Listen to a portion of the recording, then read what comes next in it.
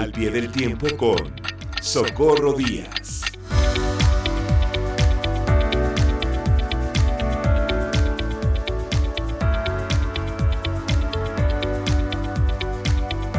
Querida Socorro Díaz, buenas tardes. Pérez Cañedo, qué gusto irte aquí en Díaz Enfoque Palacios. Y al pie del tiempo. Adelante.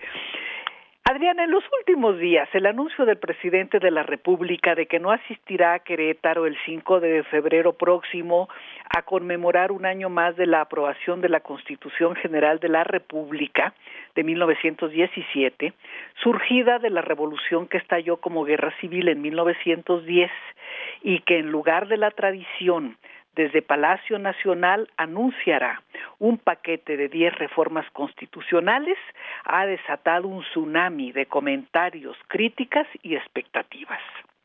Enviar un paquete de reformas constitucionales en el último año de su mandato, sin tener mayoría legislativa calificada para aprobarlos, ni con la Cámara de Diputados ni en el Senado, sí puede interpretarse razonablemente como un recurso de cara a las elecciones próximas. Recuerdo que el presidente Lázaro Cárdenas, hombre de pocas palabras y muchos hechos, y fue Cárdenas y la memoria no me traiciona, no me falla, dijo: los presidentes en México deben concentrarse en hacer los grandes cambios que quieren en los primeros años de su mandato y dejar el tiempo final para sortear y superar todas las reacciones en contra que pueden levantarse. Es cierto. El presidente Cárdenas nacionalizó el petróleo en marzo de 1938 y fue su cierre de grandes cambios, pero antes, en los primeros años, realizó la gran revolución social del país al hacer el reparto masivo de tierras, quitándoselas a los latifundistas y creando los ejidos como propiedades sociales productivas para los campesinos sin nada. Y también dio aliento a las organizaciones sindicales para generar un relativo equilibrio entre el trabajo asalariado y el capital.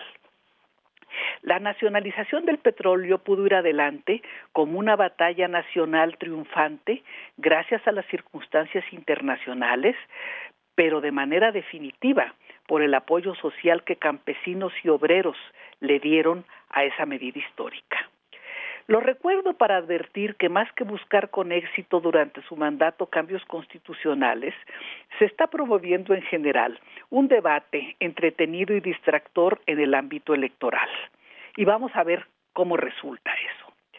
Pero entre los cambios legales anunciados por el presidente López Obrador, está uno que merece ser visto con detenimiento.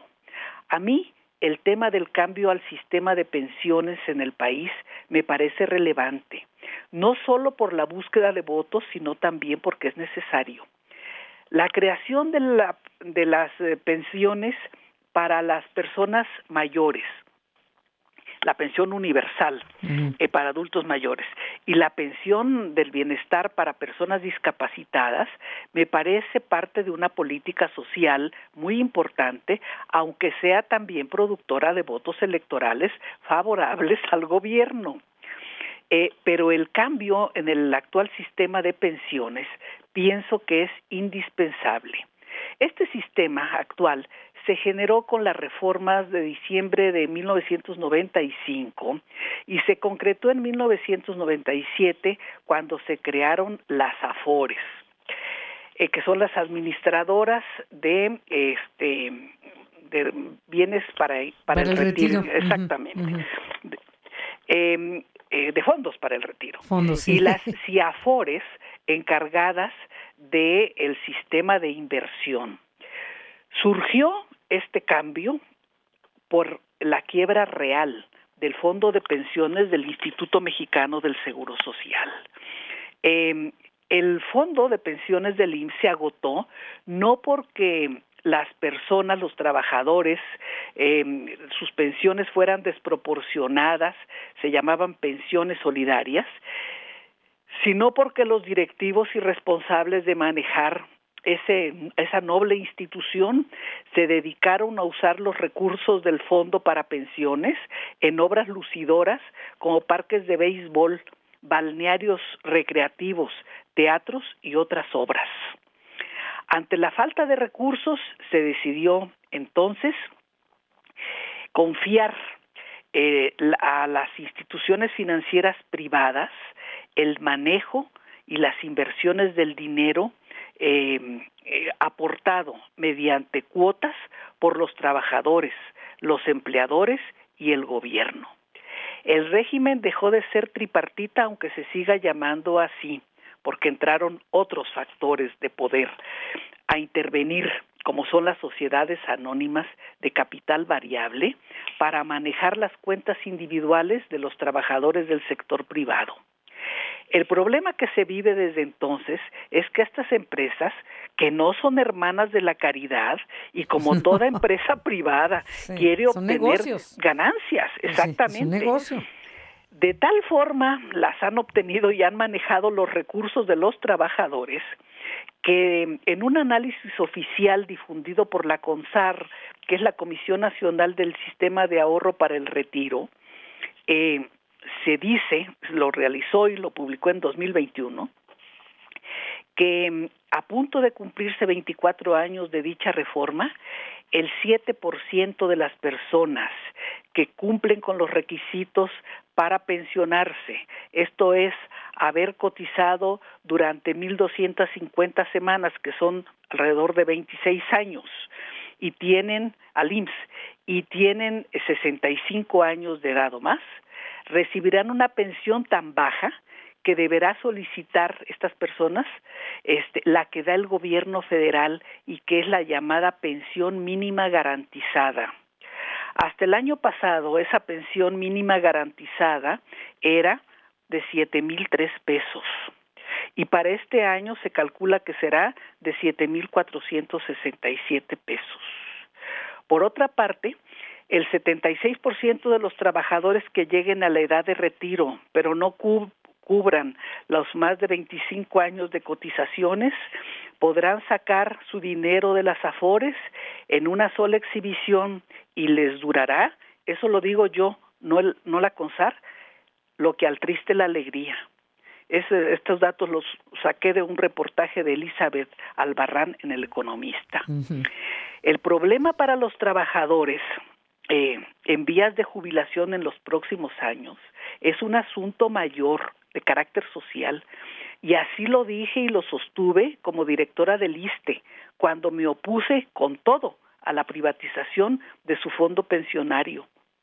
Recuerdo. Este cambio en el ISSSTE se realizó hasta 2008 y por presión de los trabajadores al servicio del Estado se mantuvo una especie de afore pública llamada Pensioniste. Pese a la persecución política que sufrí entonces, dije lo anterior porque estoy convencida de que fue un error confiar fondos públicos a criterios de negocios privados. La mejor prueba es que quien hace aportaciones voluntarias, cuando decide retirarlas, se hacen porque quiere uno, pues, aumentar su fondo pensionario, cuando decide retirarlas porque ya se pensionó o porque las necesita, esos fondos, recibe lo mismo o menos de lo que aportó en el curso de varios años. Esto es, que los inversionistas del dinero ajeno se quedan con las ganancias y los intereses obtenidos, y así le ha pasado a varias personas que conozco. Cierto. La solución al problema de las pensiones en México es difícil de encontrar, pero debe buscarse a la brevedad, y no creo que desapareciendo a órganos autónomos se logre, porque son recursos importantes y porque los órganos autónomos tienen también una función. Se está en riesgo de que antes de que se cumplan 25 años de las Afores y las IAFORES, el sistema se desplome y deje en la incertidumbre, con muchos años de trabajo y pocos recursos, a cientos de miles de mexicanos. Es tiempo de solucionar el presente, no de huir al futuro. Por eso no hablo de las jubilaciones con el 100% de lo que las personas ganan en el momento de su retiro.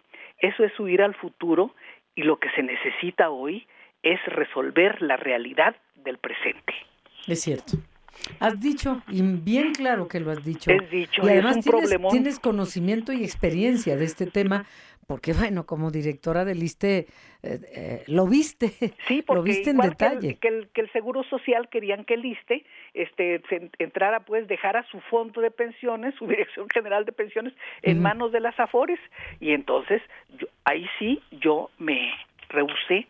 Te Di mis empanteraste. razones ante la Secretaría de Hacienda para no hacerlo. Sí, recuerdo, pero pues bueno, han pasado muchas cosas de entonces a la fecha, pero las propuestas de ahora, algunas suenan muy disparatadas e imposibles, imprácticas, pero efectivamente hay que ver el presente sin futurear con lo que no se tiene. Así es, porque se necesitan recursos, Así es. Y serán Y muchos. recursos del gobierno, Pues sí. y serán recursos, pues, que no se pueden sacar más de que por la vía del endeudamiento o de el aumento de impuestos. Así es, exacto.